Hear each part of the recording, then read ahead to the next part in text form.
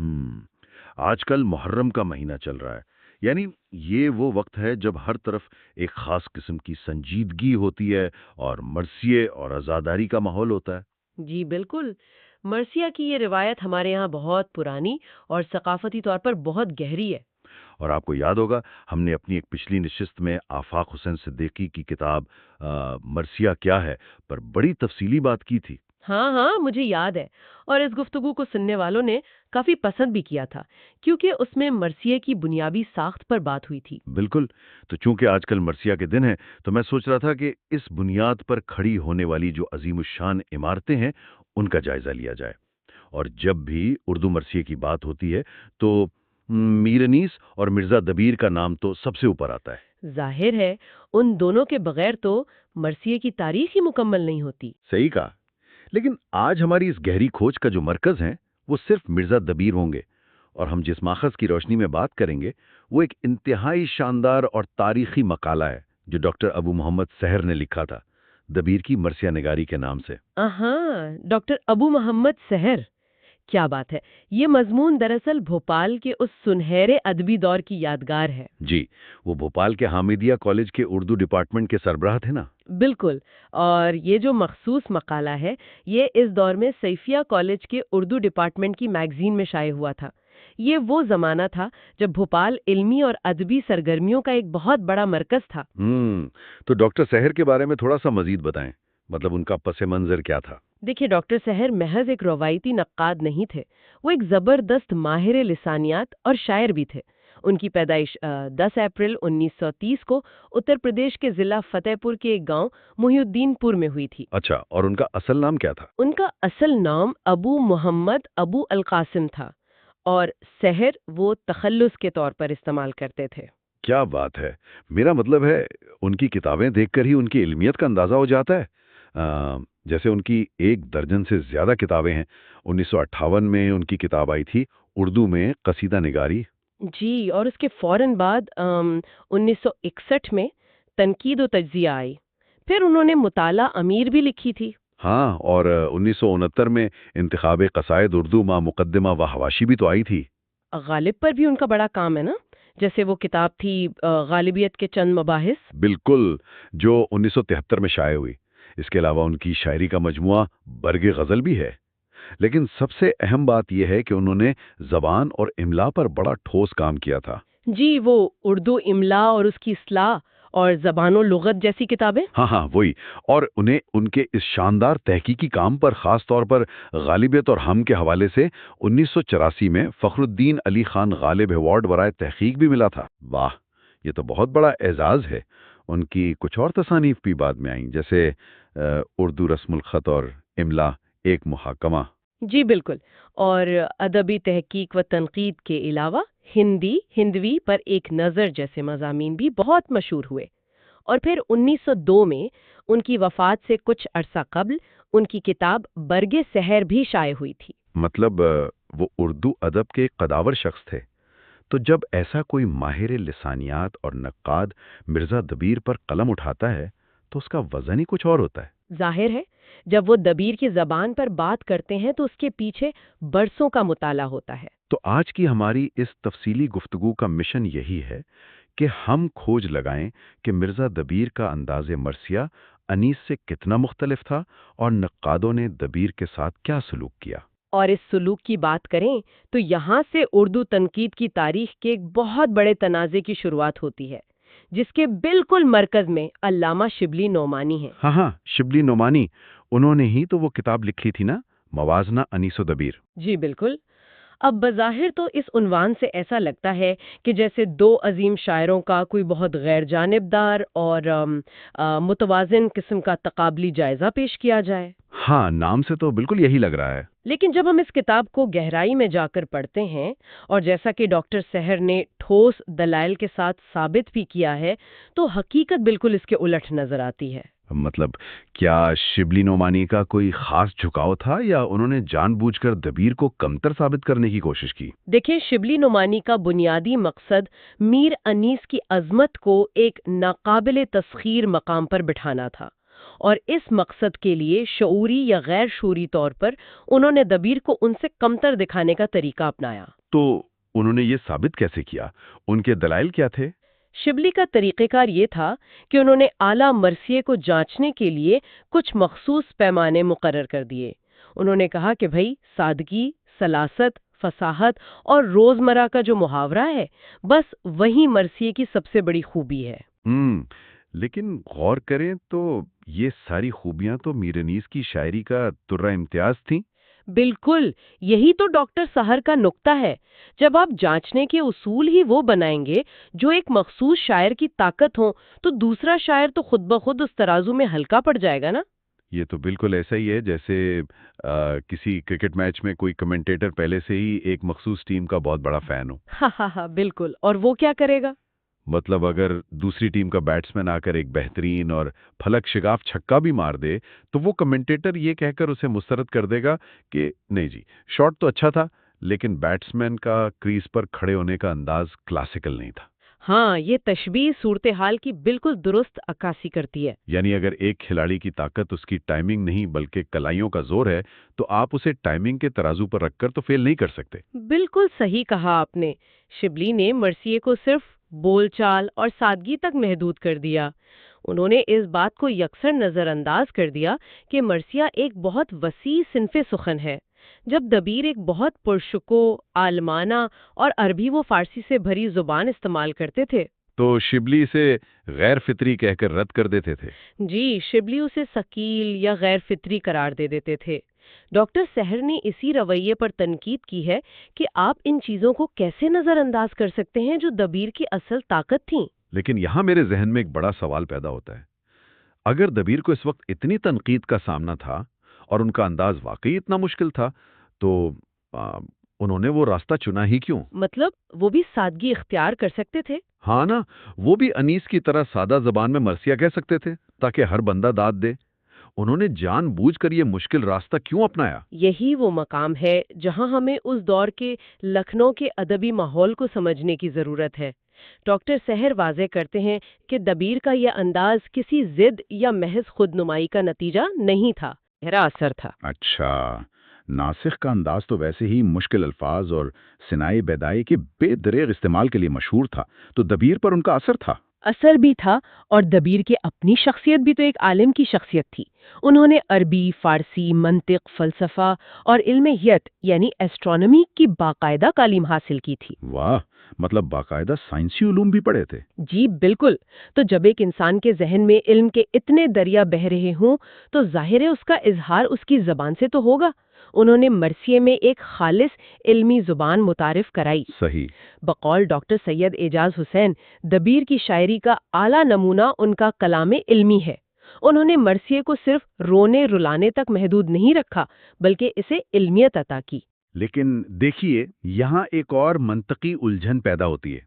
میرا ماننا ہے کہ مرثیے کا بنیادی مقصد تو دلوں میں درد جگانا ہے نا، کربلا کے مصائب کو بیان کرنا ہے۔ بالکل ایسا ہے۔ تو اب فرض کریں کہ ایک شاعر کربلا کی صبح کا منظر بیان کر رہا ہے اور وہ سفیدی کو یا ستاروں کے چھپنے کو بیان کرنے کے لیے علم ہیت کی اصطلاحات ڈال دے، سیاروں کی گردش کا ذکر شروع کر دے۔ تو آپ کا سوال یہ ہے کہ اس سے غم کا تاثر ختم ہو جائے گا؟ ہاں، کیا اس علمی بحث سے وہ فطری تاثر ٹوٹ نہیں جائے گا؟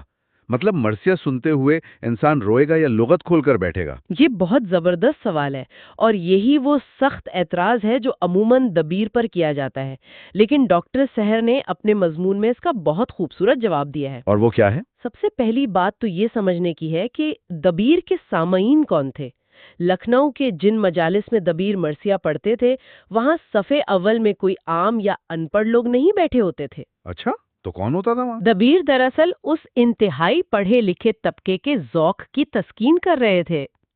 مطلب وہ ایک خاص حلقہ تھا جن کی ذہنی سطح عام لوگوں سے کافی بلند تھی۔ بالکل، ان سامعین کو محض سادگی سے رونا نہیں آتا تھا، انہیں آنسوؤں کے ساتھ ساتھ ذہنی اور فکری بالیدگی بھی چاہیے تھی۔ یعنی وہ چاہتے تھے کہ منظر میں کائنات کا نظام اور خدا کی قدرت بھی عالمانہ انداز میں بیان ہو۔ جی، اور ڈاکٹر سحر لکھتے ہیں کہ جب دبیر علم حیات کے اصطلاحات استعمال کرتے تھے تو وہ ان علماء کے ذہنوں کے تار چھیڑ دیتے تھے۔ اور حیرت کی بات یہ ہے کہ اس عالمانہ زبان کے باوجود جب دبیر مصائب کے بیان پر آتے تھے تو کیا ہوتا تھا؟ تو وہی پڑھا لکھا مجمع دھاڑے مار کر رو رہا ہوتا تھا۔ کمال ہے۔ لیکن جب آپ کے سامنے اتنے باریک بین لوگ بیٹھے ہوں تو ظاہر ہے انہیں متاثر کرنے کے لیے آپ کو بالکل مختلف قسم کے شاعرانہ ہتھیاروں کی ضرورت پڑتی ہوگی۔ جی، اور ڈاکٹر سحر نے ان ہتھیاروں کی بڑی شاندار نشاندہی کی ہے۔ ان میں سب سے نمایاں ہے مبالغہ آرائی، یعنی تخیل کی ایسی پرواز جو عام تصور سے باہر ہو۔ اور مشکل تشبیہات بھی؟ بالکل، انوکھی تشبیہات اور مشکل استعارات کا بے تحاشا استعمال۔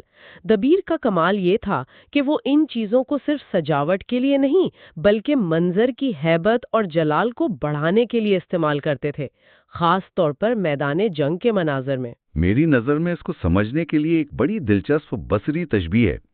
اگر ہم سنیما کے پردے کی بات کریں نا تو انیس کی شاعری ایک بہترین اور حقیقت پسندانہ ڈاکیومنٹری فلم کی طرح ہے۔ ہاں، یعنی سیدھی اور سچی۔ بالکل، جس میں کوئی ایکسٹرا فلٹر نہیں، سیدھی دل پر جا کر لگتی ہے۔ لیکن اس کے برعکس جب ہم دبیر کی شاعری پڑھتے ہیں تو وہ ایک گرینڈ ہالی ووڈ ایپک کی طرح لگتی ہے۔ واہ، کیا کمال تشبیہ دی ہے آپ نے، ایک ہالی ووڈ ایپک۔ ہاں نا، جس کا کینوس بہت بڑا ہو، جس میں لاؤڈ بیک گراؤنڈ میوزک ہو اور ایسے اسپیشل ایفیکٹس ہوں جو انسان کو حیرت زدہ کر دیں۔ یہ تشبیہ 100% دبیر پر صادق آتی ہے، اور اس کی اصل وجہ دبیر کا علم لسانیات پر عبور تھا۔ وہ جانتے تھے کہ کس منظر کے لیے کن حروف اور آوازوں کا انتخاب کرنا ہے۔ اسے ہم صوتی انجینئرنگ کہہ سکتے ہیں۔ صوتی انجینئرنگ؟ یہ ذرا تفصیل سے بتائیں۔ دیکھیں، جیسے میدان جنگ میں پہلوان کی آمد کا منظر ہے، ان کا ایک مشہور مصرع ہے، رخشندہ ہے رن مہر درخشاں کی ہے آمد۔ رخشندہ ہے رن مہر درخشاں کی ہے آمد، اس میں ایک گونج ہے۔ جی، اب ذرا ان الفاظ کی آوازوں پر غور کریں۔ رخشندہ، رن، درخشاں، ان میں رے، خے اور شین جیسی بھاری اور پرشکوہ آوازوں کی جو تکرار ہے وہ اتفاقی نہیں ہے۔ تو یہ جان بوجھ کر کیا گیا تھا؟ بالکل، وہ ان بھاری حروف کے ذریعے قاری کے کانوں میں تلواروں کی جھنکار اور گھوڑوں کی ٹاپوں کی آوازیں پیدا کر رہے ہیں۔ وہ میدان جنگ کی ہیبت کو الفاظ سے کھڑا کر دیتے تھے۔ یہ صوتی انجینئرنگ والی بات تو واقعی سوچنے پر مجبور کر دیتی ہے، لیکن یہاں مجھے ایک فکر لاحق ہو رہی ہے۔ کیسی فکر؟ اس تمام گرینڈ پروڈکشن، مشکل الفاظ اور صوتی گرج چمک کے نیچے کہیں انسانی جذبات تو نہیں دب گئے؟ کیونکہ کربلا کا واقعہ تو سراسر انسانی جذبات اور رشتوں کی نزاکت کا واقعہ ہے۔ جی، یہ ایک بہت عام غلط فہمی ہے جس کا ڈاکٹر سحر نے بڑی تفصیل سے ازالہ کیا ہے۔ تو کیا اتنی بھاری بھرکم زبان میں ایک ماں کا درد بیان ہو سکتا ہے؟ بالکل ہو سکتا ہے، اور دبیر نے کیا ہے۔ یہی وہ حصہ ہے جو شبلی نعمانی کے پیدا کردہ تعصب کو ختم کر دیتا ہے۔ لوگوں کو لگتا تھا کہ دبیر کو صرف جنگ کے مناظر لکھنے آتے ہیں، لیکن ڈاکٹر سحر نے ثابت کیا ہے کہ دبیر نے جذبات نگاری میں بھی کمال درجے کی نفسیاتی گہرائی دکھائی ہے۔ کوئی ایسی واضح مثال جو مقالے میں دی گئی ہو؟ بے شمار مثالیں ہیں، جیسے حضرت صغرا کے درد فراق کا بیان یا حضرت زینب کی بے بسی کی عکاسی۔ لیکن ڈاکٹر سحر نے جس منظر پر سب سے زیادہ زور دیا ہے وہ کربلا کا دل خراش ترین منظر ہے، جب حضرت امام حسین دشمنوں سے اپنے 6 ماہ کے بچے علی اصغر کے لیے پانی طلب کرتے ہیں۔ یہ تو بہت ہی رلا دینے والا منظر ہے۔ جی، اور اس واقعے میں دبیر نے محض بچے کی پیاس یا باپ کی بے بسی کو نہیں رویا، بلکہ انہوں نے دشمن فوج کی نفسیاتی کیفیت اور ان کے اندر چلنے والی کشمکش کو جس طرح بیان کیا ہے وہ لاجواب ہے۔ دشمن کی نفسیاتی کیفیت؟ مطلب انہوں نے ظالموں کی نفسیات بھی بیان کی؟ بالکل، دبیر لکھتے ہیں کہ جب امام حسین نے معصوم بچے کو اٹھا کر پانی مانگا تو دشمن کے لشکر پر ایک سختہ طاری ہو گیا۔ اشعار کچھ یوں ہیں کہ پہنچے قریب فوج تو گھبرا کے رہ گئے، چاہا کریں سوال پہ شرما کے رہ گئے۔ واہ، پہنچے قریب فوج تو گھبرا کے رہ گئے، چاہا کریں سوال پہ شرما کے رہ گئے۔ اب یہاں باریک بینی دیکھیں، دشمن کی فوج جنگ کرنے آئی ہے، ان کی ذہن سازی ہو چکی ہے، لیکن جب وہ ایک 6 ماہ کے بچے کو دیکھتے ہیں تو دبیر کہتے ہیں کہ وہ گھبرا کے رہ گئے اور شرما کے رہ گئے۔ یعنی ان کی وہ تمام تر سیاسی ذہن سازی انسانی جبلت کے سامنے ٹوٹ گئی۔ بالکل، دبیر ایک ظالم کے اندر چھپے اس لمحے کو پکڑ رہے ہیں جب اس کا ضمیر 1 सेकंड کے لیے جاگتا ہے اور اسے مفلوج کر دیتا ہے۔ یہ محض رلانے والی بات نہیں، یہ گہری نفسیات ہے۔ یہ تو واقعی کمال ہے۔ رونگٹے کھڑے ہو گئے یہ سن کر۔ لیکن اگر دبیر اتنے ہی باکمال تھے تو کیا ڈاکٹر سحر کے نزدیک ان میں کوئی خامی نہیں تھی؟ ایک غیر جانبدار تحقیق تو وہی ہوتی ہے جو خامیاں بھی بتائے، اور ڈاکٹر سحر نے پوری دیانتداری سے خامیوں کی بھی نشاندہی کی ہے۔ تو ان کے نزدیک دبیر کا مسئلہ کیا تھا؟ کیا یہ علمی انداز ان کے خلاف گیا؟ جی، مقالے کے مطابق دبیر کا سب سے بڑا مسئلہ ان کا اپنا بے قابو تخیل تھا۔ وہ جب اڑان بھرتے تھے تو بعض اوقات اتنا آگے نکل جاتے تھے کہ کلام کا فطری تسلسل ٹوٹ جاتا تھا۔ مطلب خیالات اتنی تیزی سے بدلتے تھے کہ پڑھنے والا پیچھے رہ جاتا تھا۔ بالکل ایسا ہی ہے۔ مرثیہ ایک طویل صنف ہے، اس میں جذبات کا مسلسل بہاؤ ہونا چاہیے۔ ڈاکٹر سحر لکھتے ہیں کہ ادبی حسن تعمیر، یا جسے ہم اسٹرکچرل انٹیگریٹی کہتے ہیں، وہ انیس میں زیادہ مستحکم تھی۔ دبیر کے ہاں بعض مقامات پر عالمانہ اصطلاحات کے بوجھ تلے مرثیے کا فطری تسلسل دب جاتا ہے۔ تو اگر ہم اس ساری گفتگو کو سمیٹیں تو یہ نتیجہ نکلتا ہے کہ ڈاکٹر سحر کی تحقیق نے ہمیں یہ سکھایا کہ مرزا دبیر محض میر انیس کے مد مقابل ایک نام نہیں تھے، بلکہ انہوں نے اردو مرثیے کی ایک الگ علمی روایت قائم کی۔ جی، ایک ایسی روایت جس میں فلسفہ تھا، سائنس تھی، اور الفاظ کا ایک طوفان تھا، اور ڈاکٹر سحر نے شبلی کے اس تعصب کو توڑا جس نے طویل عرصے تک دبیر کے کمالات کو چھپائے رکھا تھا۔ بالکل، انیس اگر سادگی کے بادشاہ تھے تو دبیر علمیت کے شہنشاہ تھے۔ اب اس گفتگو کے اختتام پر میرے ذہن میں خیال ابھر رہا ہے جو میں سننے والوں کے لیے چھوڑنا چاہتا ہوں۔ جی ضرور بتائیں۔ ہم ہمیشہ کہتے ہیں کہ مرثیے کا مقصد کربلا کی یاد کو زندہ رکھنا ہے، لیکن ذرا سوچئے، کیا دبیر کا یہ مشکل فلسفیانہ اور عالمانہ انداز اس واقعے کو مزید لازوال نہیں بنا دیتا؟ وہ کیسے؟ دیکھیں، جب آپ کسی درد کو سادگی سے بیان کرتے ہیں تو انسان سنتا ہے، روتا ہے اور آگے بڑھ جاتا ہے، لیکن جب آپ اسے علوم، سائنس اور اعلیٰ ترین زبان کے غلاف میں محفوظ کر دیتے ہیں تو آنے والی نسلیں صرف رونے کے بجائے اسے سمجھنے کے لیے اس کا گہرا مطالعہ کرنے پر مجبور ہو جاتی ہیں۔ انسان کو لغات کھولنی پڑتی ہیں۔ کیا بات ہے! واقعی یہ تو ایک بالکل نیا زاویہ ہے۔ تو کیا یہ کہنا درست نہیں ہوگا کہ دبیر نے کربلا کے پیغام کو علم کے تالے میں محفوظ کر کے اسے وقت کے ہر حملے سے بچا لیا؟ یہ وہ سوال ہے جس پر ہر ادب کے طالب علم کو غور کرنا چاہیے۔ خیر، آج کی اس گہری کھوج میں بس اتنا ہی، پھر کسی نئے موضوع کے ساتھ حاضر ہوں گے۔